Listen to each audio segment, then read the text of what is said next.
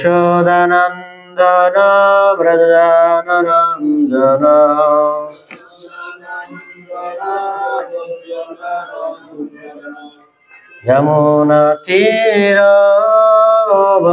यमुनातीरवनचारी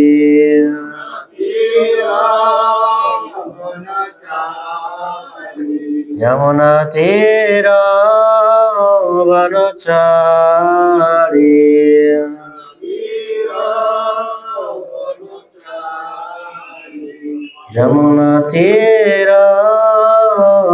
यमुनातीरवनचारी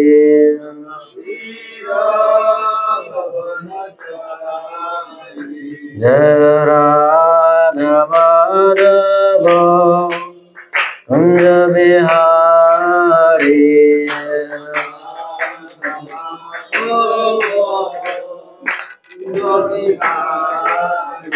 जय राधा माधव कुंज बिहारी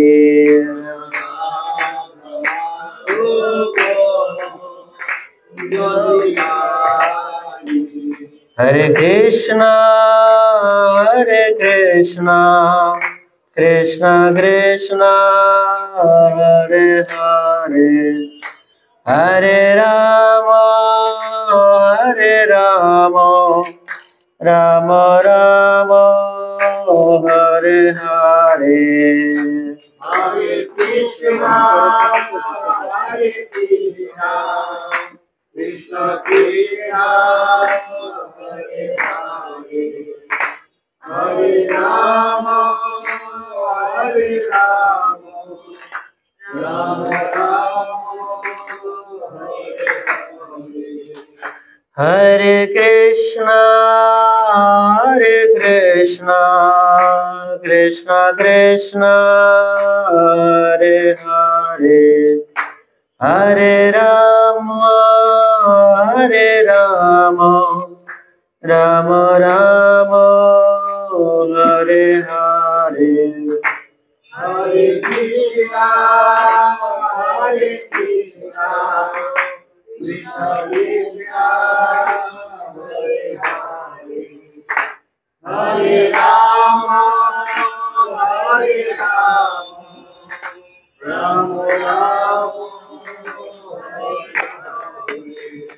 हे हरे कृष्णा कृष्णा कृष्णा हरे हरे हरे राम राम राम हरे हरे हरे कृष्णा कृष्णा हरे हरे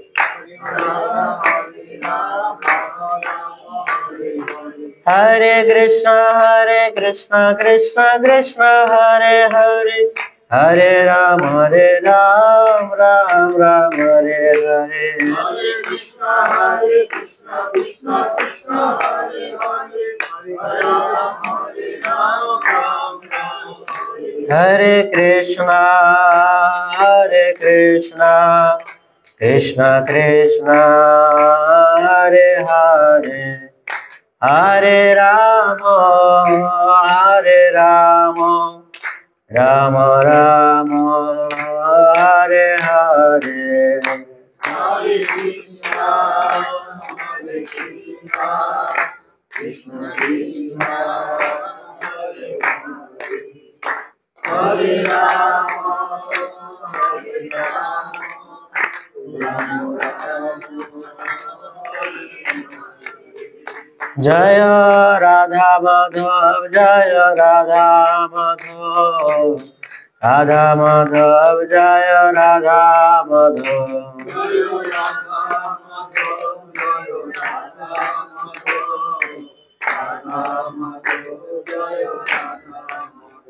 जय जय प्रभुपाद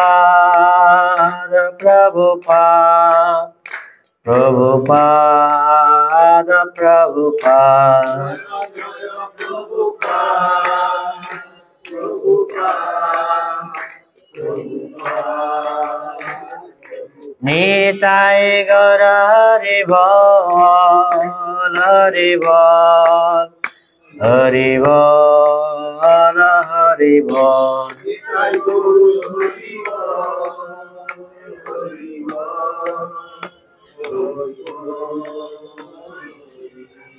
जय राधा माधव की, जय श्री प्रभुपाद की, निताई गौर प्रेमानंद।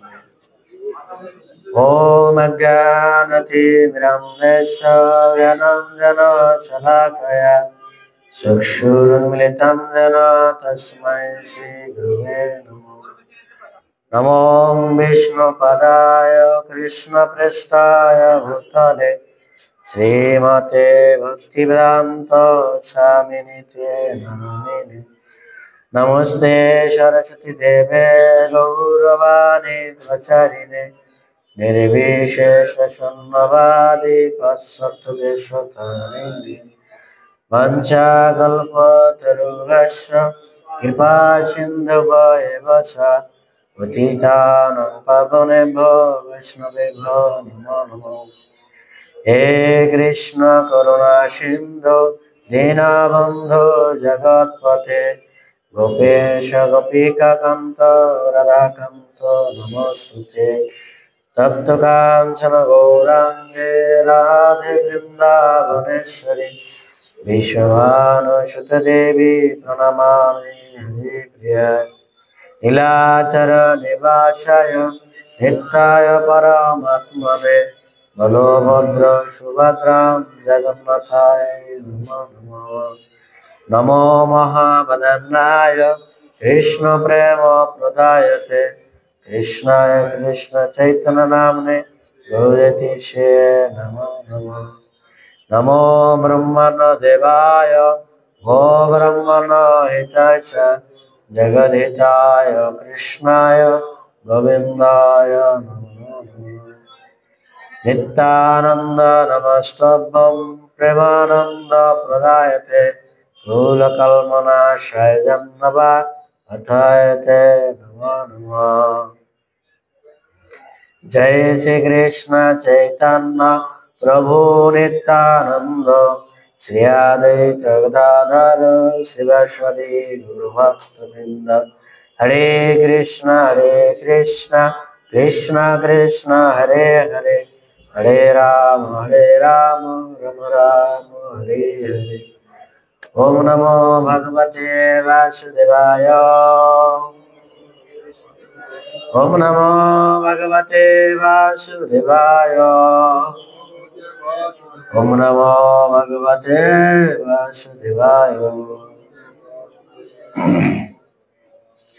श्रीमद् भगवद गीता যথাযথ पंचम अध्याय कर्म संयोजक श्लोक नং 5। সকলে বলবেন যা সাংখ্যে প্রপত্তে স্থান তদ যোগীরপি গমন্যতে এক সাংখ্য চ যোগ চ অশান্তি সা অশান্তি। ঠিক আছে, শ্রবণ করুন। যদের সাংখ্যে প্রপন্ত স্থানম তদ যোগেপি গম্যতে একম সাংখ্য চ যোগম চ যহম পশ্যামি স পশ্যন্তি। উক্ত শ্লোকের শব্দের অর্থ যদ যা সাংখ্যই সাংখ্য দর্শনের দ্বারা প্রপত্তে লাভ হয় স্থানম স্থান তত্তা যোগিনাম নিষ্কর্ম কর্মযোগের দ্বারা অপি ও গমনতে প্রাপ্ত হওয়া যায় একম এক সাংখ্যম সাংখ্য চ এবং যোগম কর্মযোগকে চ এবং য যিনি পশ্যন্তি দর্শন করেন স তিনি পশ্যন্তি যথার্থ দর্শন করেন। অনুবাদ সকলে বলবেন যিনি জানেন যে সাংখ্যযোগের দ্বারা যে গতি লাভ হয় কর্মযোগের দ্বারাও সেই গতি লাভ হওয়া যায় এবং তিনি সাংখ্যযোগ ও কর্মযোগ এক বলে জানেন। তিনি যথার্থ তত্ত্বদ্রষ্টা। তাৎপর্য জয় শিল প্রপাত কি। দার্শনিক গবেষণা যথার্থ উদ্দেশ্য হচ্ছে জীবনের পরম লক্ষ্য সম্বন্ধে অবগত হওয়া। জীবনের পরম লক্ষ্য হচ্ছে আত্ম উপলব্ধি। তাই এই দুটি পদ্ধতির মাধ্যমে যে সিদ্ধান্ত উপনীত হওয়া যায় তা ভিন্ন নয়। সাংখ্য দর্শনের মাধ্যমে আমরা এই সিদ্ধান্ত উপনীত হয়ে যে জীব এবং জড়জগৎ বস্তু নয়, সে হচ্ছে পূর্ণ পরমাত্মার অবিচ্ছেদ্য অংশ। তাই এই জড়জগতের চিন্ময় আত্মার কোনো প্রয়োজন নেই। তার অস্তিত্ব কর্মের একমাত্র উদ্দেশ্য হচ্ছে ভগবানের সঙ্গে সম্বন্ধ রক্ষা করা। যখন সে কৃষ্ণ ভাবনায় ভাবিত হয়ে কর্ম করেন তখন সে যথার্থই তার স্বরূপ অধিষ্ঠিত হয়। প্রথমোক্ত পদ্ধতি সাংখ্য যোগের মাধ্যমে মানুষকে জড় বিষয়ের প্রতি নিরাসক্ত হতে হয় এবং কর্মযোগের পদ্ধতি অনুসারে মানুষকে কৃষ্ণ ভাবনাময় কর্মে আসক্তি হতে হয়। প্রকৃতপক্ষে এই দুটি পন্থা এক ও অভিন্ন, যদিও আপাত দৃষ্টিতে তাদের একটি নিরাসক্তি আর অন্যটি আসক্তি বলে মনে হয়, কিন্তু জড়বস্তুর প্রতি অনাসক্ত এবং শ্রীকৃষ্ণের প্রতি আসক্তি একই তত্ত্ব। এই কথা যিনি বুঝতে পেরেছেন তিনি প্রকৃত তত্ত্ব যথাযথভাবে উপলব্ধি করতে পেরেছেন। এখানেই বহুপাদের তাৎপর্য। সমাপ্ত জয় শিল প্রপাত কি। তো কালকে বলা হয়েছিলেন, কালকে আমরা আলোচনা করেছিলাম কি আলোচনা, যে অল্পজ্ঞ ব্যক্তিরাই কেবল সাংখ্য এবং কর্মযোগকে বিভাগ করে। তো আজকে এখানে তার সেটা ভগবান পরমেশ্বর ভগবান কৃষ্ণ বলছেন কর্ম এবং সাংখ্য দর্শন একই গতি। সে গতিটা কি, সে গতিটা হচ্ছে ভগবত ধাম প্রাপ্ত। আমরা কালকে বলেছিলাম, কালকে কি উদাহরণ দিয়েছিলাম, কর্মের মাধ্যমে আমরা ভগবত ধাম যেতে পারি। কি উদাহরণ, একটা আম গাছের উদাহরণ দিয়েছিলাম, যে একটা হচ্ছে আম গাছের গোড়া আর একটা হচ্ছে আম গাছের শাখা প্রশাখা। ঠিক আছে, কর্মটা হচ্ছে আম গাছের গোড়া আর শাখা প্রশাখা হচ্ছে কি সাংখ্য দর্শন। সাংখ্য দর্শন কেন, যেহেতু সাংখ্য শব্দ অর্থ হচ্ছে বিশ্লেষণ। বোঝা যাচ্ছে, বিশ্লেষণ মানে কি। এখানে আজকে বলছেন যে সাংখ্য দর্শনের মূল তত্ত্ব উপলব্ধি হচ্ছে আমি দেহ না আত্মা। এটা মূল বিষয়। মূল বিষয় হলে কি হবে, এই কথাটা তো আমাদের হৃদয়ে গাঁথতে অনেক সময় লাগে, সহজে ভোলা যায় না। বিদগ্ধ বড় বড় পণ্ডিতরাও এখন কি হয়েছেন, পদচ্যুত হয়েছেন এই দর্শনে। ঠিক আছে, শবরী মুনির নাম শুনেছেন? শবরী মুনি তপস্যা করতে গেছিলেন কোথায়, জলের তলে। কত বৎসর, 10,000 বৎসর করেছেন তপস্যা। সে কিন্তু বিদগ্ধ পণ্ডিত। ঠিক আছে, সামান্য মাছের অবৈধ সঙ্গ দর্শন করেছেন, দেখেই বের হয়ে আসছেন। বের হয়ে এসে কি করেছেন, মান্দাতা রাজার 60,000 পুত্রীরে বিবাহ করেছেন একাই। ঠিক আছে, সে কিন্তু জ্ঞানী। জ্ঞানীরা বলছেন দেহ না আত্মা, তারপরও কি হয়, পতচ্যুত হয়। এর কারণ হচ্ছে কি, যখন সেই সাধকের অহংকার হয়, দেখবেন যে কোনো ব্যক্তি যদি অহংকার হয় তার পতন হতে সময় লাগে না। সে যতই বড়ই পণ্ডিত হোক না কেন, আর যতই বড় সে মূর্খ হোক না কেন, আর যতই বড় সে এই জগতের বিজনেসম্যান হোক না কেন, তার পতন হতে সময় লাগে না। ঠিক আছে, এ তো গেল। তারপরে আর একটা আছে কি, আমরা দেখতে পারি দুর্বাসা ঋষির আমরা কি অহংকার দেখতে পারি। অম্বরীশ মহারাজ একাদশী পালন করেছেন। কি পালন করেছেন? একাদশী পালন করেছেন দুর্বাসা ঋষিকে না জিজ্ঞাসা করে। এই তো দুর্বাসা ঋষি ক্রোধ হয়ে গেছে, ঠিক আছে। আর এই ক্রোধে সে কি করেছেন? অম্বরীশ মহারাজকে সে মারবেন। ও তো জানে না যে অম্বরীশ মহারাজকে ভগবান তার সুদর্শন চক্রকে প্রেরণ করে দিয়েছেন, যাও। আর সুদর্শন চক্র সে কার পিছনে ধাবিত হয়েছেন? অম্বরীশ মহারাজের পিছনে, না সরি, দুর্বাসা ঋষির পিছনে, ঠিক আছে। তো দুর্বাসা ঋষির পিছনে সে ধাবিত হচ্ছেন। দুর্বাসা ঋষি যেখানেই যাচ্ছেন কোথাও সে স্থান পাচ্ছেন না।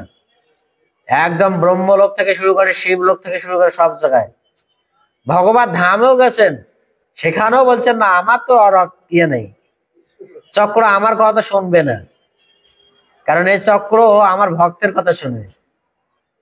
আর ওকে আমার দায়িত্ব আমি দিয়ে দিয়েছি যে ও আমার ভক্তকে রক্ষা করবে। তো আমার ভক্ত যেখানে বিপদে পড়বে আমার চক্র আমার অনুমতি লাগবে না, ও আগেই বের হয়ে চলে যাবে, ঠিক আছে। এরকম কি হয়েছেন? দুর্বাসা ঋষি বৈকুণ্ঠ ধাম থেকে ফিরে এসে অম্বরীশ মহারাজের চরণে আত্মসমর্পণ করেছেন। বলছে, হে মহাত্মা, আপনার জন্য আমার অপরাধ হয়ে গেছে, ঠিক আছে, তাই আপনি আমাকে ক্ষমা করুন। অম্বরীশ মহারাজ কি বলছেন? আরে আপনি তো মহাত্মা, আপনি আমার কাছে কেন ক্ষমা চাবেন? আমি ভুল করেছি, আপনাকে আমার জিজ্ঞাসা করা উচিত ছিল। ভগবত ভক্ত হচ্ছে বিনয়ী থাকতে হবে। এখানে বলছেন যে সাংখ্য দর্শনের যে গতি লাভ হয় কর্মযোগের দ্বারাও সেই গতি প্রাপ্ত হওয়া যায়। আমি কালকে বারবার বলেছি, কর্মের মাধ্যমে আমরা ভগবানকে প্রাপ্ত হতে পারি, কোনো সন্দেহ নেই। কেননা ভগবান চৈতন্য মহাপ্রভু তিনি শিক্ষা দিয়েছেন কিভাবে কর্ম করতে হবে, কিভাবে কর্মের মাধ্যমে ভগবানকে প্রাপ্ত হতে হয়। তার ভক্তের প্রিয় ভক্ত শ্রীধর মহারাজ, নাম শুনছেন? কলা বেচা শ্রীধর, তিনি কি করতেন?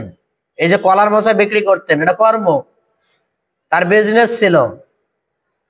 আমরা এই যে সামনে নবদ্বীপ পরিক্রমা যাবো, ওই শ্রীধর যেখানে ভজন কুটির আছে সেখানে আমরা প্রত্যেকবারে যাই, ঠিক আছে। ওখানে মানে চারিপাশে কলার বাগান, ওখানে আর আসলে কলার বাগান তো কলার বাগানে, ওখানে কোনো কিছু নাই। হ্যাঁ, চারিপাশে মানুষ কলার বাগান চাষ করে, এখন ওখানে কোনো আর কোনো চাষ নেই, একটাই লক্ষ্য কলা, ঠিক আছে। এই এখন তো মনে করেন যে জায়গা জমি সবগুলা মাইরা টেরা, ঠিক আছে, বিল্ডিং টিল্ডিং ওড়াচ্ছে। যাই হোক, এসকন ওই জায়গাটা দখল করে বসে আছে, নয়তো ওরা কবে দখল হয়ে যাইতো, ঠিক আছে। তো ওই তো শ্রীধর মহারাজ তিনি কলা বিক্রি করতেন, কলার মোচা, এটা তার কর্ম, ওটা বিজনেস। বিজনেস কিনা? বিজনেস। আমাদের প্রত্যেকেরও বিজনেস আছে, আছে কিনা? যার যেটা বিজনেস, কেউ চাকরি করেন, কেউ ব্যবসা করেন, কেউ মাস্টারি করেন, যার যেটা বিজনেস। তে মহাপ্রভু তার কাছে মোচা কিনতে আসতেন, ঠিক আছে। মহাপ্রভুর সাথে ডেইলি শ্রীধর দ্বন্দ্ব করতেন। কি দ্বন্দ্ব? এই তুমি শুধু খালি আমার কাছে এসে দামাদামি করো, অন্য কারোর কাছে যাও সেখানে তো দামাদামি করো না, আমার সাথে তোমার এমন কি শত্রুতা ছিল? মহাপ্রভু বলে, তোমার সাথে দামাদামি করতে আমার খুব ভালো লাগে, তোমার সাথে দামাদামি না করলে আমার ভালোই লাগে না, ঠিক আছে। মহাপ্রভু শ্রীধর যদি বলতো আড়ানা, মহাপ্রভু বলতো 5 পয়সা। এখন বলেন, আড়ানার জায়গায় 5 পয়সা বললে কেমন করে রাগ না হয়?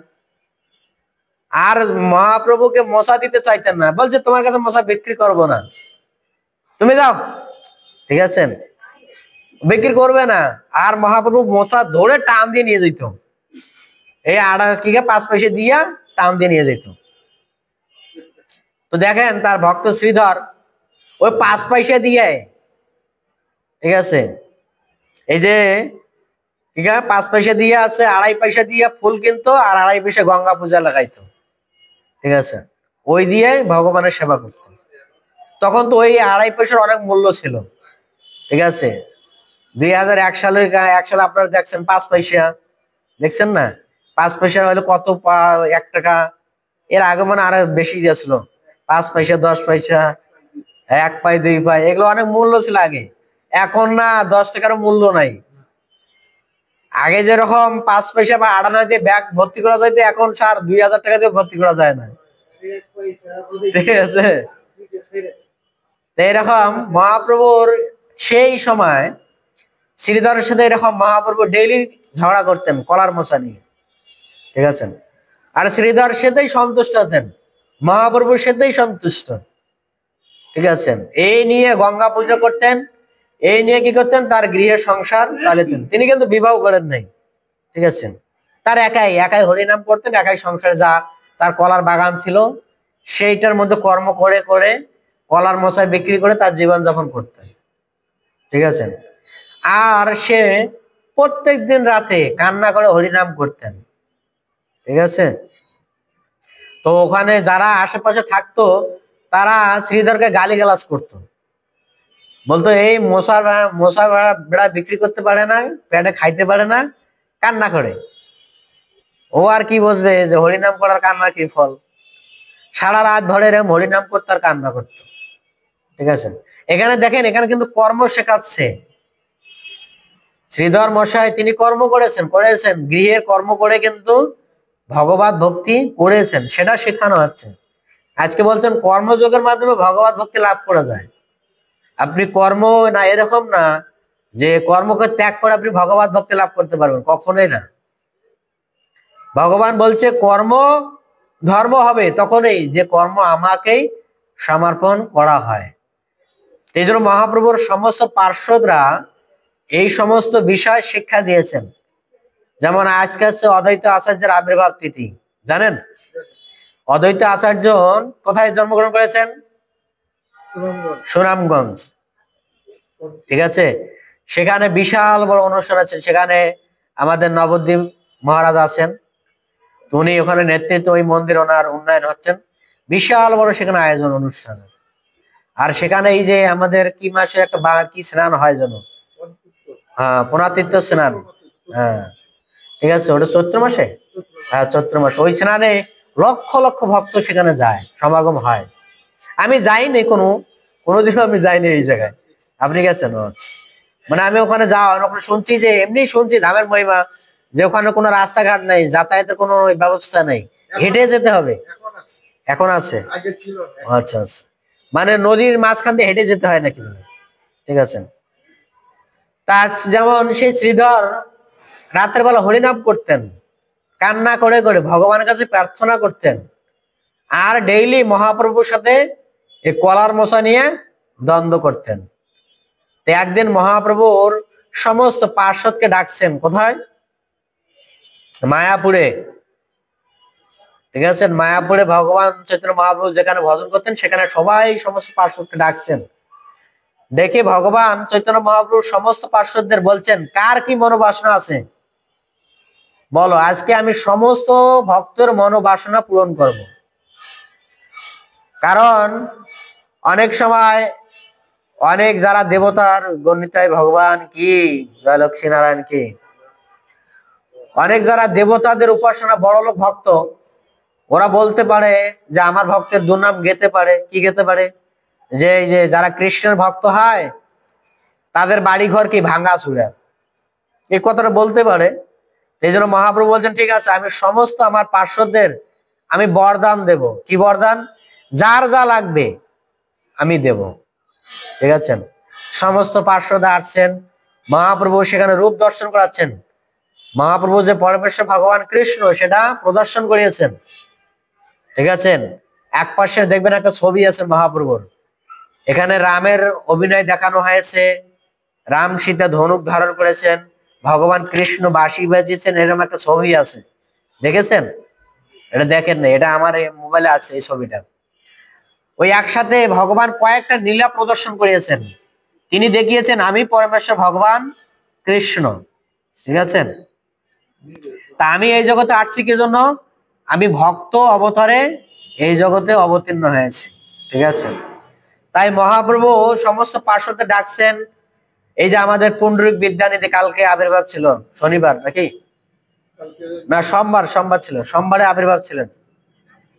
ও কালকেই তো সোমবার। তো সেখানে আমাদের ইসকনে পণ্ডিত বিদ্যানিধির আবির্ভাব তিথি বিশাল বড় আয়োজন হয় পণ্ডিত ধামে চিটাগাং।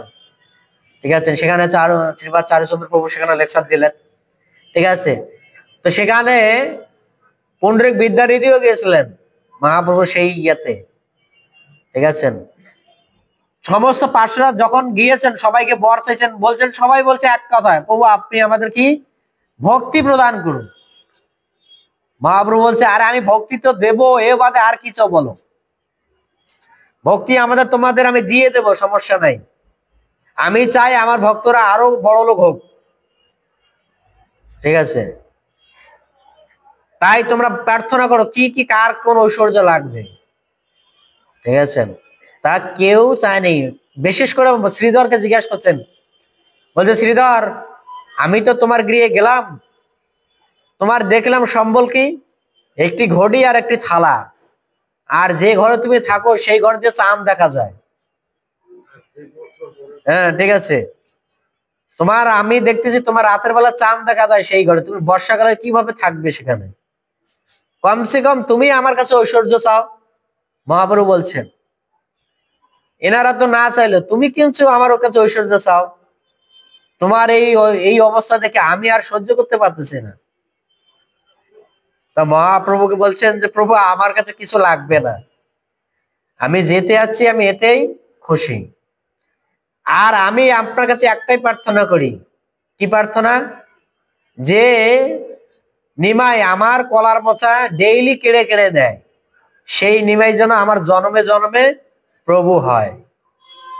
ঠিক আছে, মহাপ্রভু দেখছেন তার ভক্তের কত সুন্দর প্রার্থনা। কেন? যেহেতু কর্মের মাধ্যমে ভগবানকে প্রাপ্ত হওয়া যায়, সেই শিক্ষাটাই তিনি প্রদর্শন করিয়াছেন। মহাপ্রভুর সমস্ত পার্শ্বদরা কর্ম করেছেন, গৃহে থেকে জীবন যাপন করেছেন। এরকম না, আগে কিন্তু ব্রহ্মচারী ছিল না, মহাপ্রভুর আমলে ব্রহ্মচারী ছিলেন না। আর এই কি গায় ভক্তি সিদ্ধান্ত সরস্বতী প্রভুপাদ সেই সময়ও ব্রহ্মচারী ছিলেন না। ছিলেন কোন সময়? যখন ভক্তি সিদ্ধান্ত সরস্বতী প্রভুপাদ তিনি সন্ন্যাস দীক্ষা নিলেন, তখনই তিনি এই বেশটা ধারণ করেছেন। না, ব্রহ্মচারী জীবনের মূল উদ্দেশ্যটা হচ্ছে প্রচার। ব্রহ্মচারীর মূল উদ্দেশ্য কি? প্রচার। এই জন্য তিনি এই বসনটাকে ধারণ করেছেন। আর এই বসনটার প্রতি সাধারণত মানুষের একটা কৌতূহল থাকে।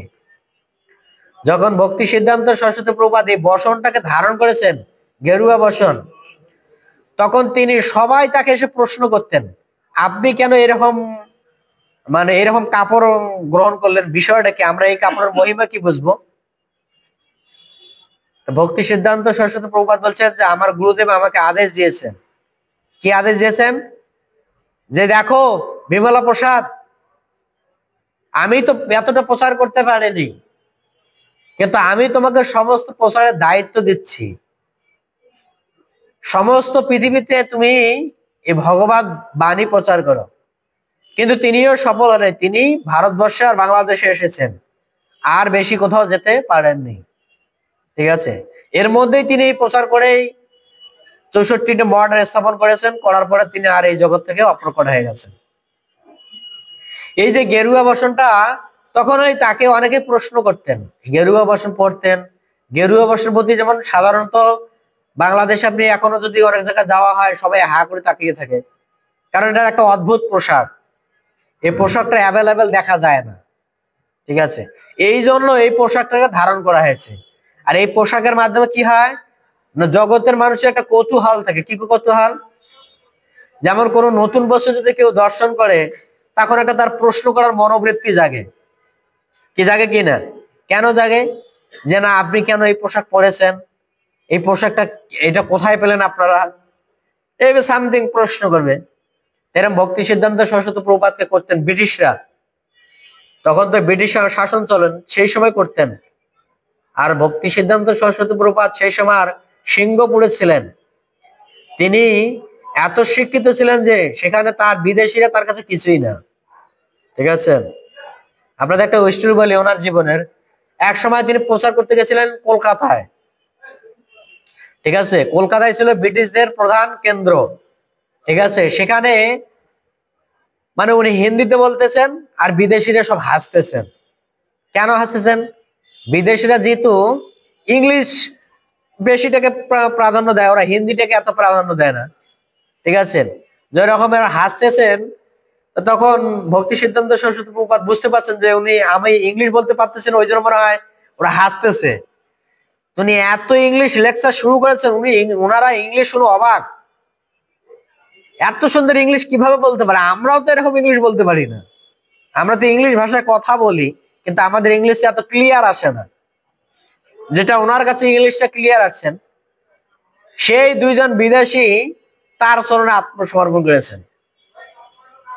ঠিক আছে, বলছে আমাদের ভুল হয়ে গেছে, আমরা বুঝতে পারিনি যে আপনি এত সুন্দর ইংলিশ বলতে পারেন। ঠিক আছে, আমরা জানি আপনি হিন্দি ছাড়া ইংলিশ বলতে পারেন না, আপনি শিক্ষিত না, আপনি অশিক্ষিত।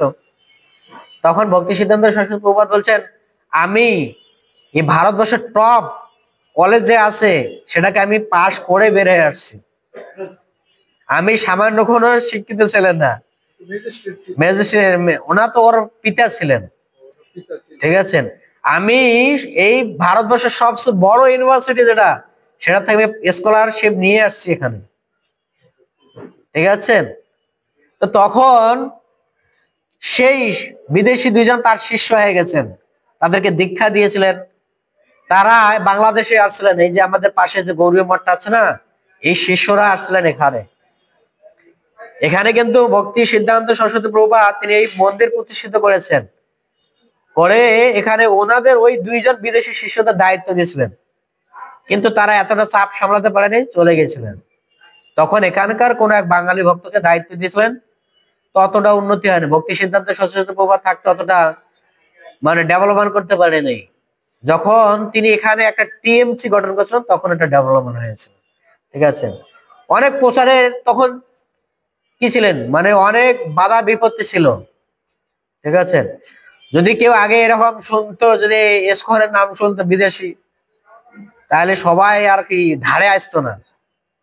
ঠিক আছে, প্রভুপাদের সময়, তার গুরুদেবের সময় তো আরো কঠিন ছিল। তখন তো সহজিয়ার প্রভাব বেশি ছিল, সহজিয়ারা যা বলতো সাধারণ মানুষ তাই বিশ্বাস করত। ঠিক আছে, এখানে বলছেন কর্মের মাধ্যমে ভগবানকে প্রাপ্ত হওয়া যায়। তা আমাদের প্রত্যেকেই কর্ম করি, নিত্য নৈমিত্য কর্ম আছে আমাদের, কিন্তু কর্মটা যদি আমরা যেমন শ্রীধর মহারাজ করেছেন, ঠিক আছে, কি কর্ম করেছেন, তিনি যা ইনকাম করেছেন, আমাদের বৈদিক শাস্ত্রে বর্ণনা করা আছে অর্থকে 4 ভাগ করতে হবে।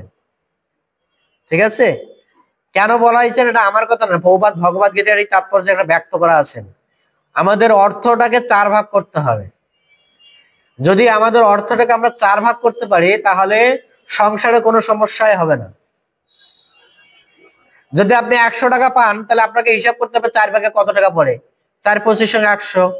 তো আপনাকে সেই হিসাবে আপনাকে খরচ করতে হবে। কোন কোন কাজে লাগাতে হবে? প্রথমটা হচ্ছে, আমাদের প্রথম অর্থ হচ্ছে সংসারে ব্যয় হবে 25%। দ্বিতীয় 25% কি হবে? নিজের জন্য সঞ্চয় করতে হবে। মহাপ্রভু সেটা শিক্ষা দিয়েছেন। মহাপ্রভুর একজন পার্শ্বদ ছিলেন, নাম ছিল হচ্ছেন রঘুনাথ গোস্বামী। ঠিক আছে, তো রঘুনাথ গোস্বামীর সংসারের প্রতি তার এত বৈরাগ্য যে তার টাকা পয়সা কি আছে কিনা তার এসব ধার ধারতেন না, সংসারে কোনো কিছুই ধার ধারতেন না। কিন্তু তার সংসারকে ম্যানেজমেন্ট করার জন্য মহাপ্রভু তার একজন পার্শ্বদকে লাগিয়ে দিয়েছেন, নাম ছিলেন শ্যাম শিবানন্দ। ঠিক আছে, তাকে বলছেন তুমি এর সংসারের দায়িত্ব নেবে, এর অর্থ যা আছে তুমি হিসাব করবে, এর সংসারে 50% খরচ করবা, আর কি করবে 20% এর শরীর সুস্থ খরচের ব্যয় বহন করার জন্য রেখে দেবা। আর কি করবে 50% দিয়ে না 20% দিয়ে সাধু সেবা করবা। আর এর আত্মীয় স্বজন যা আছে এদের সব ভরণ পোষণ করবা। ঠিক আছে, দেখেন মহাপ্রভু কিন্তু সংসার কিভাবে ম্যানেজ করতে হয় তিনি তার ভক্তের মাধ্যমে শিক্ষা দিচ্ছেন আমাদেরকে। আমাদের অর্থকে 100 টাকা যদি পাই, আমাদের 4 ভাগ করলে আমাদের কোনো সমস্যা হবে না। আমাদের মনে রাখতে হবে যে 25% দিয়ে আমি যদি 1 মাস চালাতে পারি, আর থাকবে কত 75%। 100-এর মধ্যে 25 গেলে কত থাকে? 75 থাকে। 75-কে কিভাবে ম্যানেজ করতে হবে দেখেন। 75-কে আপনার 25% রাখতে হবে আপনার শরীর সুস্থ খরচের জন্য, অর্থাৎ শারীরিক মেনটেন করার জন্য, ঠিক আছে? আর 25% থাকতে হবে কি? আত্মীয় স্বজনদের দেখানোর জন্য। দেখানোর জন্য মানে কি? তাদের দেখাশোনার জন্য, তাদের অনেক সময় টান পড়তে পারে, সেটাকে ম্যানেজ করার জন্য। আর 25% কি করতে হবে? ভগবত সেবার কাজে লাগাতে হবে। আমরা কিন্তু এগুলো সবই না জানার কারণে আমাদের সংসারে অনাটন হয়। কিন্তু মহাপ্রভু তার ভক্তের মাধ্যমে আমাদের সংসার কিভাবে পরিচালনা করতে হয় সেটা শিক্ষা দিয়েছেন। আমরা যদি এইরকম করে আপনি 1 মাস করে দেখেন, কোনো সমস্যা হবে না। কারণ আপনার সেভিং থাকতে হবে সংসারে। শরীর কোনো এক সময় এমন প্রবলেম হবে, সেটাকে আপনার ম্যানেজ করতে হবে, ঠিক আছে? সেই ম্যানেজ করার জন্য আমাদের কি করতে হবে? 25% রাখতে হবে। কিন্তু আমরা কি করি? আমাদের সংসারে কোনো ম্যানেজ হয়? সব উল্টাটা হয়। যা পাই সবে খরচ করি। কোনো সঞ্চয়ের কোনো বাসনা আছে? সঞ্চয় যে কোনো করি না। এটা কিন্তু মহাপ্রভু আমাদের শিক্ষা দিচ্ছেন। মহাপ্রভু কেন শিক্ষা দিচ্ছেন? কারণ এটা লাগবে। আমরা তো চিন্ময় দেহের অধিকারী না, জড় দেহের অধিকারী। কোন সময় কোন রোগ ধরে ঠিক ঠিকানা নাই, ঠিক কিনা? এটা হচ্ছে কর্ম। এই কর্মের মাধ্যমে কি করেন? 25% আপনি ভগবত সেবা করেন। এই ভগবত সেবা করার মাধ্যমে, এটা কর্ম, এই ভগবত সেবা করার মাধ্যমে কি হবে? আপনার কি হবে? ভক্তি জীবন আরো ডেভেলপমেন্ট হবে। যখন ভগবানের প্রতি শুদ্ধ ভক্তি জাগ্রত হবে, আপনি নিশ্চিত ভগবত ধামে যাবেন। এখানে বলছেন কর্মই ধর্ম। সাকসেস কথার সাথে মিল আছে? কর্মই ধর্ম, একদম ক্লিয়ার। তারপর বলছেন কি? এখানে বলছেন কর্মযোগের দ্বারাও সেই গতি প্রাপ্ত হওয়া যায়। কোন গতি? না, ভগবত গতি প্রাপ্ত হওয়া যায়। তারপর বলছেন যিনি সাংখ্য এবং কর্মর যোগকে একই বলে জানেন, তিনি হচ্ছেন যথার্থ তত্ত্বদ্রষ্টা। সাংখ্য দর্শনের মূল বিষয় কি? সাংখ্য দর্শনের মূল বিষয় হচ্ছেন আমি দেহ না আত্মা, আমার ভিতরে কি থাকে? ভগবান বাস করেন। কি রূপে? পরমাত্মা রূপে। তো পরমাত্মা রূপে ভগবান যদি বাস করেন, পরমাত্মা দেখতেছেন, আর জীবাত্মা আমি কি করতেছি? খাচ্ছি। এখানে একটা ছবি আছে ভগবত গীতার প্রথমে, দুটো দেখবেন। ছবিটা কি মধ্যে আছে? দুটো পাখি আছে, দেখছেন ছবিটা? দুটো পাখি আছে। এক পাখি কি করছে? আহার জোগাচ্ছে, আর একটা সুন্দর করে বসে বসে দর্শন করতেছেন। যে বসে বসে দর্শন করতেছেন সেই পাখিটা হচ্ছেন কে? পরমাত্মা। তিনি দর্শন করতেছেন, আমি কি করতেছি না করতেছি সব দর্শন করতেছেন, ঠিক আছে? সেই পাখিটার বিশ্লেষণ কখন হবে? যখন আপনি এই জগৎ থেকে চলে যাবেন, তখন আপনার সূক্ষ্ম দেহটা থাকবে। তখন সেই পাখি পরমাত্মা যে বসে বসে দর্শন করেছেন, সে আপনাকে যদি ভালো কর্ম করেন আপনাকে সাক্ষী দেবে, খারাপ কর্ম করলে আপনার বিপক্ষে সাক্ষী দেবে। সেই কর্মের উপর ডিফারেন্স করে আপনার নেক্সট দেহ ধারণ হবে। ভগবান কি বলছেন? যিনি মৃত্যুকালে যেভাবে চিন্তা চেতনা করেন, তাকে সেভাবে দেহ ধারণ করতে হয়।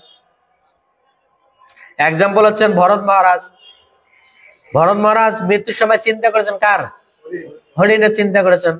কি হয়েছেন? হরিণ হয়েছেন নাকি মানুষ হয়েছেন? হরিণ হয়েছেন। তা আমরাও সেরকম চিন্তাটা কি থাকতে হবে? ভগবানের চিন্তা থাকতে হবে আমাদের সব সময়।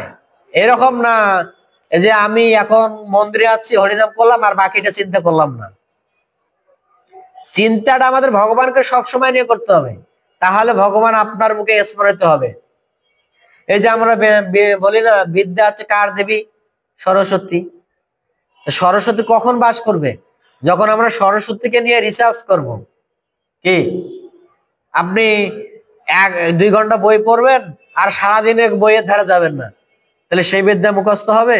সেই বিদ্যা আপনার জিহ্বায় বসবে? কি বসবে? বসবে না, জীবনও বসবে না।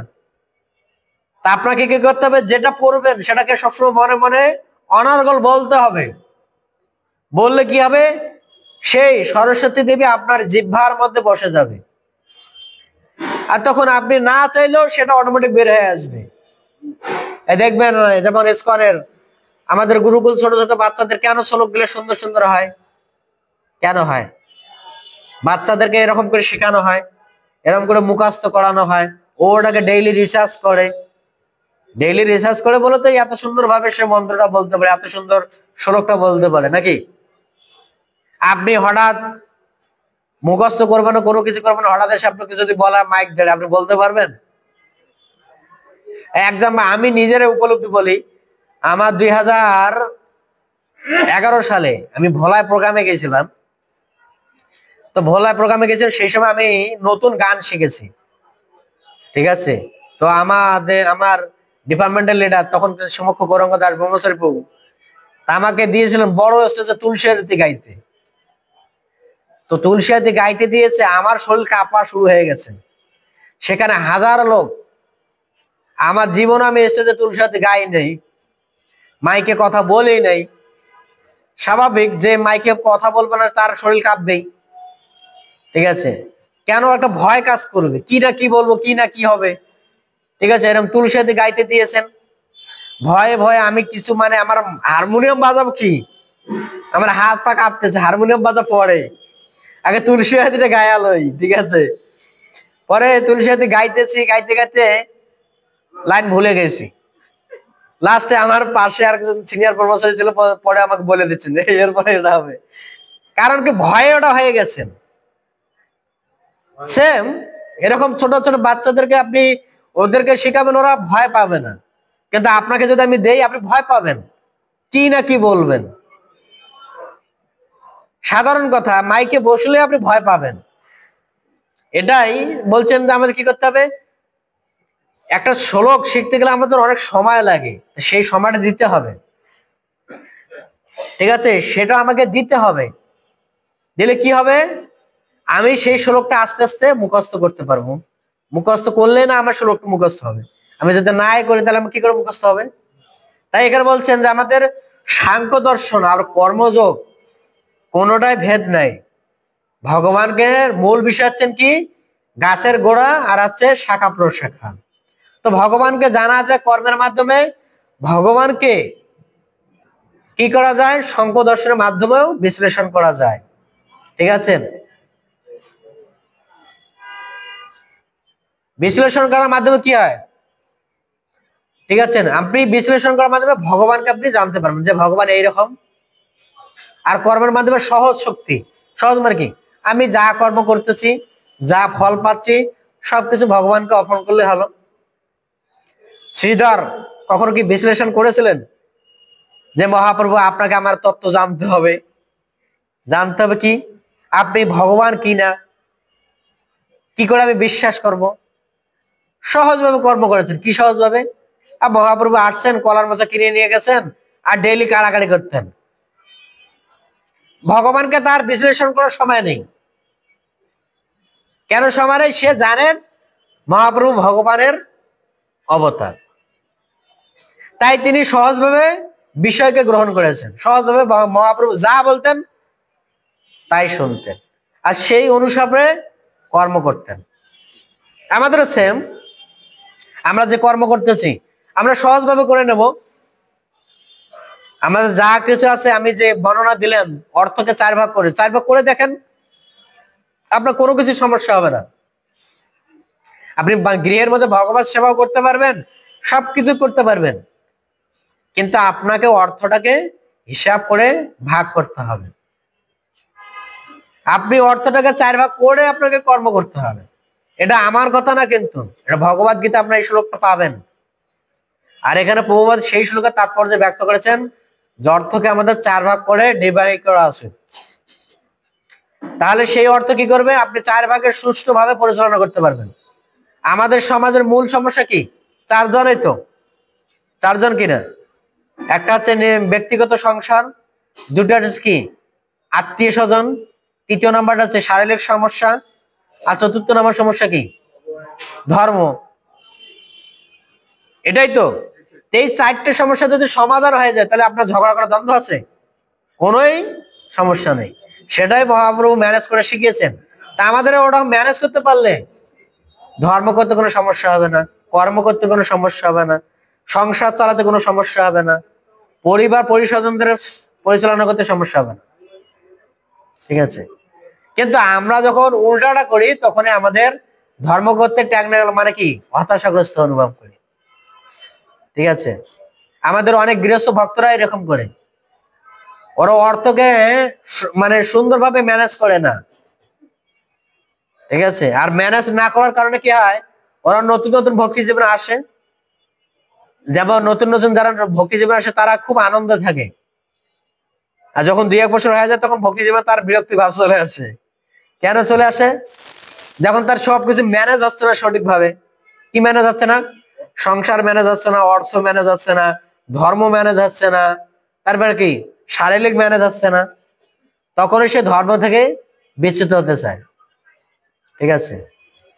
কিন্তু সে না বুঝে সে এই কর্মটা করে।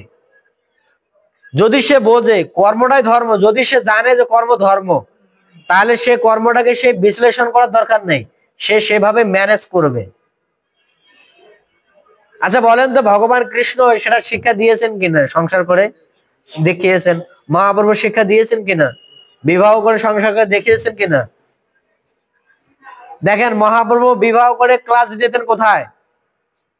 সংসার পরিচালনা করার জন্য বাংলাদেশে এসে ক্লাস নিতেন। জানেন বাংলাদেশে এসে ক্লাস নিতেন মহাপ্রভু? তিনি নবদ্বীপে তার গুরুদেবের কাছে ক্লাস শিখেছেন, আর বাংলাদেশে এসে তিনি ক্লাস দিতেন। আর 6 মাস পর পর ইন্ডিয়া যেতেন, মানে তখন তার এরকম বড়া ছিল না, তখন হেঁটে হেঁটে যেতেন। তার শিষ্য সামন্ত এখানে বসে আছেন, এখান থেকে যা অর্থ পাতেন সেই নিয়ে সংসার পরিচালনা করতেন। এবার সেই অর্থ সব খরচ করতেন না, শাস্ত্রে যেটা বর্ণনা করছেন সেটা তিনি নিজে পালন করে দেখেছেন। সেই অর্থটাকে 4 ভাগ করতেন, ঠিক আছে, 4 ভাগ করে নিজে সেই সংসারকে ম্যানেজ করতেন। ম্যানেজ করে তিনি তার সংসার জীবন পরিচালনা করেছেন। আচ্ছা কোনোদিন শুনেছেন লক্ষ্মী প্রিয়ার সাথে মহাপ্রভু ঝগড়া হয়েছে? কোন শাস্ত্রে শুনেছেন না তার জীবনে দেখেছেন? নাই। কেন নাই? যেহেতু মহাপ্রভু সংসারটা সেভাবে পরিচালনা করেছেন। কিন্তু আমাদের সংসারে ঝগড়া হচ্ছে কেন? আমাদের ম্যানেজটা রং হয়ে যাচ্ছে, আমাদের ম্যানেজটা কি হচ্ছে, রং হয়ে যাচ্ছে। এই জন্য আমাদের সংসারে কি হচ্ছে, ঝগড়া হয়ে যাচ্ছে। কারণ ঝগড়া হচ্ছে লক্ষ্মী। আচ্ছা লক্ষ্মীর ভাই কে? লক্ষ্মীর ভাই কে?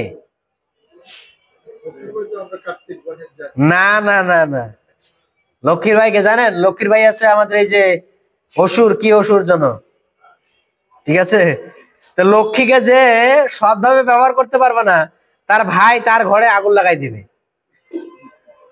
তো এই জন্য সংসারে কি আগুন লেগে যায়, কারণ সৎভাবে ব্যবহার হচ্ছে না লক্ষ্মী, ঠিক আছে।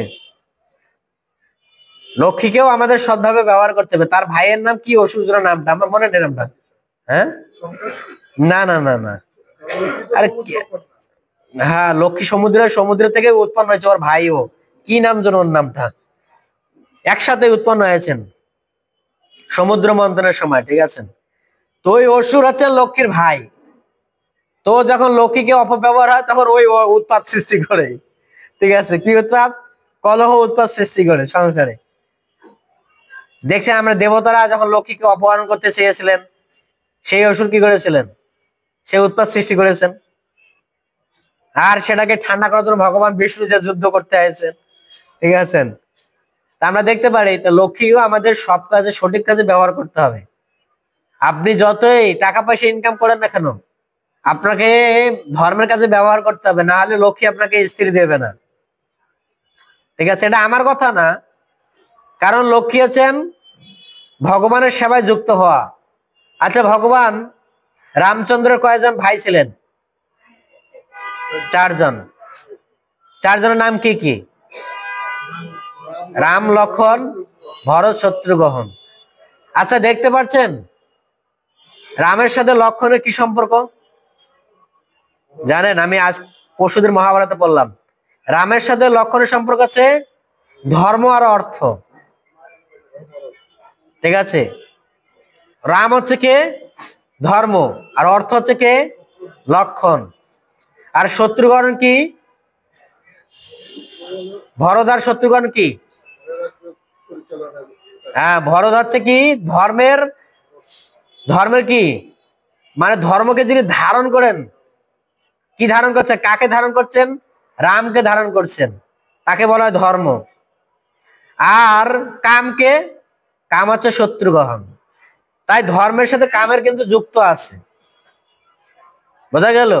এই চার ভাই কিন্তু চারটা অবতারকে বিস্তার করা হয়েছে, মানে ধর্ম, অর্থ, কাম, মোক্ষ। ঠিক আছে?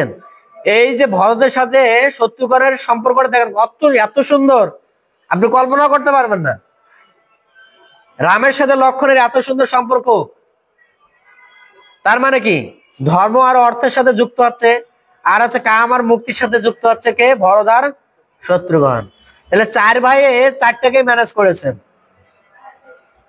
বোঝা গেল? এই জন্য আমাদের ধর্ম অর্থটা ভগবানের সাথে কিন্তু যুক্ত থাকতে হবে। আপনি যে অর্থ ইনকাম করবেন, আপনি যখন ভগবানের সেবা যুক্ত করবেন না, এই অর্থ আপনাকে স্থির থাকতে দেবে না। যেমন একটা সাধারণ বাংলা বলা আছে, টাকার গরম এত গরম যে কেউ সহ্য করতে পারে না, তাকে সে কি করবে, বিনাশ করে দেবে। ঠিক আছে? কেন বিনাশ করেন? আমরা দেখতে পারি যে যে অতিরিক্ত টাকার মালিক সে স্থির থাকতে পারে না। কেন? তার মন এত চঞ্চল হয়ে যায়, এত খুঁড়বুড়ায় যে কি করবে কি না করবো খুঁজেই পায় না, লাস্টে সে পাগল হয়ে যায়।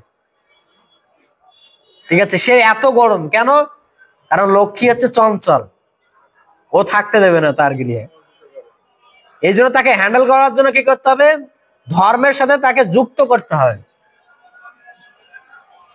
আপনার যত টাকা আছে আপনি ধর্মের সাথে যুক্ত করেন, দেখবেন আপনার মন স্থির হয়ে গেছে, লক্ষ্মীও শান্ত হয়ে গেছে, লক্ষ্মী আর আপনাকে জ্বালাবে না। এটাই হচ্ছে মূল বিষয়। আমাদেরকে বলছেন, প্রভুপাদ এখানে বলছেন, অনেক দার্শনিকরা গবেষণা করে জল্পনা কল্পনা করে এটা তত্ত্ব বিচার করতে চায়। প্রভুপাদ এখানে বলছেন তাদের এটা লাভ নেই, তারা এই দর্শনের মানে জল্পনা কল্পনা সম্পূর্ণটাই ব্যথা। আমি কালকে বলছিলাম না যে যারা সায়েন্সে পড়ে তারা কখনো এটাকে বিশ্বাস করতে চায় না, কারণ তারা উল্টা নিয়ে গবেষণা করে। ধর্ম করবে এক কথা, তারা যে গবেষণা করে উল্টাটা করে, ধর্মের বিরুদ্ধে উল্টাটা। এই জন্য তারা এটা কি করতে পারে না, বিশ্বাস করতে চায় না। এই জন্য এখানে বলছেন প্রভুপাদ, আরো বলছেন, কি বলছেন, পরমাত্মা আমরা কার অংশ, আমরা কার অংশ, ভগবানের অংশ। তাই এখানে বলছেন যে পরমাত্মার অবিচ্ছেদ্য অংশ হচ্ছেন কে, জীব। তাহলে যদি আমরা ভগবানের সাথে যুক্ত না হই, তাহলে আমরা কি করে সুখ পেতে পারি? আমরা যদি ভগবানের অংশ হই, ভগবান যদি আমাকে সৃষ্টি করেন, বা আমরা দেখতে পারি যখন আমরা এই জগৎ থেকে দেহ ত্যাগ করে চলে যাই, কে যায়? ভগবান যায়, আত্মাটা যায়। তাহলে আত্মাটা কোথায় যায়? হ্যাঁ, কি আর ভগবানের কাছে যাবে? আত্মাটা যায় কোথায় যায়? আপনার কর্ম অনুসারে। সেই কর্ম, যার কর্ম ভালো হয় সে আত্মাটা যায়। কালকে আমরা বলছিলাম না, যে যেরকম কর্ম করবে, যে যেরকম ভাসবে তাকে সেরকম ভাসবে, কি বলছিলাম কিনা? তো আমাদের সেই কর্ম অনুসারে আত্মা আর একটা দেহ ধারণ করে। এখানে তাই বলছেন যে আমরা যেহেতু ভগবানের অংশ, তাহলে আমাদের ভগবানের সাথে যুক্ত হলে না আমরা সুখ পাবো। আমরা যদি ভগবানকে বাদ দিয়ে কার সাথে যুক্ত হই, এই জগতের কোনো এক বস্তুর সাথে যুক্ত হই, তাহলে আমি কি সুখ পাবো? কেন পাবো না? কারণ সেই ব্যক্তিটা তো আমার পাশে থাকে, থাকে কি না? তাহলে আমি সুখ পাচ্ছি না কেন? হ্যাঁ, ভগবানের সাথে কানেক্টেড নাই, ভগবানের সাথে আমি যুক্ত হতে পারতেছি না। যতক্ষণ আপনি ভগবানের সাথে যুক্ত না হবেন, ততক্ষণ আপনি সুখ পাবেন না। আপনি যতই চেষ্টা করেন, যতই যাই করেন, আপনি সুখ পাবেন না। কারণ আমরা হচ্ছে কার অংশ? আমরা হচ্ছে ভগবানের অবিচ্ছেদ্য অংশ। এই জন্য ভগবদ গীতা ভগবান কি বলছেন, মামৈ বংশ জীবলোক জীবভূত সনাতন। হে কুন্তী, এ সব হচ্ছে মাম অংশ জীবলোক জীবভূত সনাতন, এরা সব আমার সনাতন অংশ। তারপর ভগবদ গীতা দ্বিতীয়তে কি বলছেন, অর্জুনকে বলছেন, তুমি চিন্তা করো না, বাসাংশী জিন্নানি যথা বিহায় নবানি গৃহানি। বলছে পুরাতন বস্ত্র যেমন পরিত্যাগ করে মানুষ, হ্যাঁ, দেহটা সেরকম। নতুন বস্ত্র পরলে মানুষ কি খুশি হয় না কি কান্না করে, কোনটা? খুশি হয়। তা আমাদের দেহটা যখন পুরাতন হয়ে যায় তখন আত্মা আর একটা নতুন দেহ পাবে। প্রশ্ন আছে এখানেই, কি প্রশ্ন? যে আমি কিরকম দেহ পাবো বা আমি কিরকম দেহ ধারণ করতে চাই, সেটা হচ্ছে মুখ্য প্রশ্ন। সেটা কর্মটা ডিফারেন্স করবে কি, আপনি কিরকম কর্ম করতেছেন আপনার উপর দেহটা ধারণ করার কি করবে, চান্স দেবে। ভগবান কি বলছেন? ভগবান বলছেন তুমি যেরকম কর্ম করবে তোমাকে আমি সেই রকম ফল দেব। একটা যেমন কর্ম তেমন বই, কর্মের ফল বই আছে। হ্যাঁ, বইটা পড়ছেন? একটা ছবি দেওয়া আছে, সুন্দর ছবি। কি ছবি?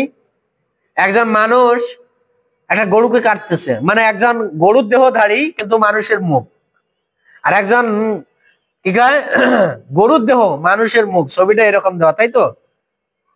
সে কাটতেছে, কাকে কাটতেছে? মানুষের দেহধারী গরুর মুখালা প্রাণীটাকে কাটতেছেন। কেন কাটতেছেন?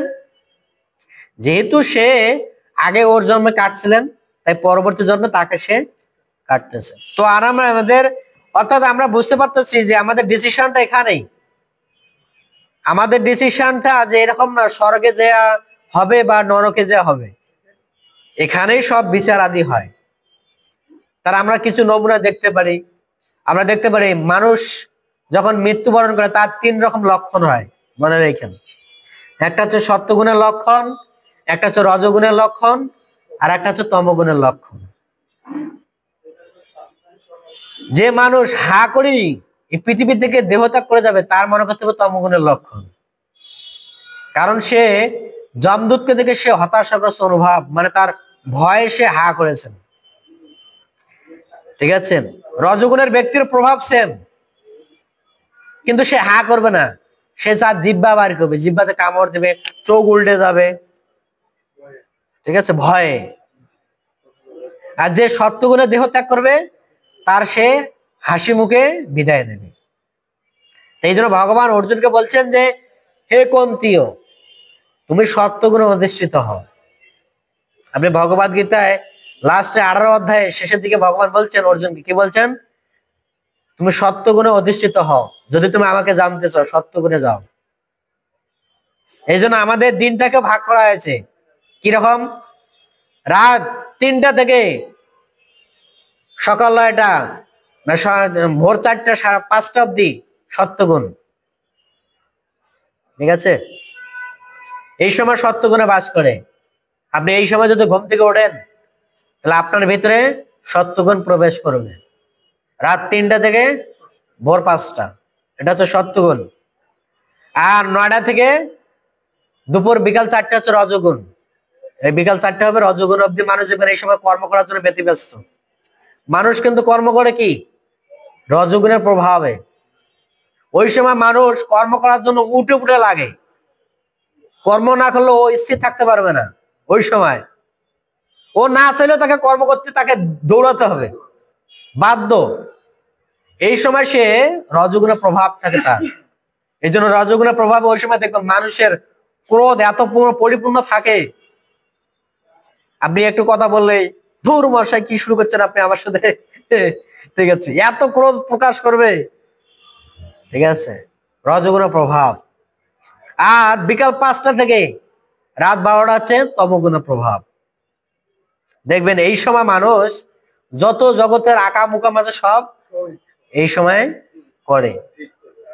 ঠিক আছে? এই সময় যত এই জগতে খারাপ কাজ আছে সবকিছু এই সময় মানুষ না চাইলে অটোমেটিক তাকে গুনে নিয়ে যায়, তাকে টেনে, চলো বাবা চলো, ওখানে বসে কি করবা, হাঁটো হাঁটো, গুনে তাকে টাইনে নিয়ে যায়। ঠিক আছে? তো আমাদের যদি সত্যগুণে থাকতে চাই তাহলে আমাদের কি করতে হবে, 3টা থেকে ভোর 5টার আগে উঠে ওঠার চেষ্টা করতে হবে। উঠে আমাদের স্নান আদি করে ধ্যান করা উচিত এই সময়। ঠিক আছে? এই জন্য ভগবদ গীতা একটা শ্লোক আছে, কি ভগবানকে প্রশ্ন করছেন অর্জুন, কি প্রশ্ন করছেন? বলছেন যে তুমি বললা তত্ত্বজ্ঞানী ব্যক্তির লক্ষণ কি? ভগবান সেই প্রশ্নের উত্তরে ভগবান বলছেন যে তত্ত্বজ্ঞানী ব্যক্তির চেয়ে সেই যে জগতের মানুষের যা নিয়ম আছে সাধুরা তার উল্টা নিয়ম করবে। কি রকম উল্টা নিয়ম? যেই সময় জগতের মানুষ খাবে দাবে ঘুমাবে, সেই সময় সাধুরা উঠে ধ্যান তপস্যা করবে। তাই তো দেখতে পারি প্রভুপাদ সেটাই তো শিক্ষা দিচ্ছেন। আমরা দেখতে পারি এখানে পাশে ওরা 3টার সময় খায়া ঘুমায়, আমরা 3টার সময় মঙ্গলাতে করি। উল্টা কি না? উল্টা। ঠিক আছে, এই জন্য বলছে জগতের মানুষ যা করবে সাধুরা তার উল্টা করবে, আর ওরা যেই সময় কি করবে কর্ম করবে সাধুরা সেই সময় ঘুমাবে। ঠিক আছে, কেন? কারণ ধর্মের সাথে জগতের কোনো মিল নেই। জয় জয় গুণিতে ভগবান কি, জয় রাধা মাধব কি। এই জন্য আমাদের মনে রাখতে হবে জয় লক্ষ্মী নারায়ণ কি। তাই আমাদের বিষয় হচ্ছে কি, যে আমাদের সাধুদের, যদি কেউ সাধু হতে চায় তাকে সত্য করে আসতে হবে। সত্য করে আসলে সে সাধু হবে, না হলে সাধু হতে পারবে না। বোঝা গেল? আজকে শিক্ষা তাই আমাদের প্রত্যেকের উচিত ভগবানের সাথে যুক্ত হওয়া, ভগবানের নাম করা। আমি যে টাইমটা বললাম এই টাইমটা আপনারা একদিন উঠে দেখেন, আপনার ওই দিনের চেতনা পরিবর্তন হয়ে যাবে। কেননা যখন ব্যক্তি সত্যগুণে থাকে তার প্রভাবটাই সে তার সারা দিনটা এত সুন্দর যাবে কল্পনা করতে পারবে না। হ্যাঁ,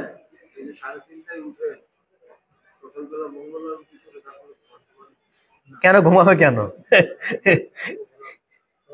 এই জন্য আমাদের কি করতে হবে, সেই সময় ঘুম থেকে উঠে আমাদের তপস্যা করতে হবে। আপনি ওই সময় যদি উঠতে পারেন আপনার ভিতরে সত্যগুণ প্রবেশ করবে। ঠিক আছে, এখানে আমার আলোচনা সমাপ্ত। কার কোনো প্রশ্ন আছে? হ্যাঁ বলেন।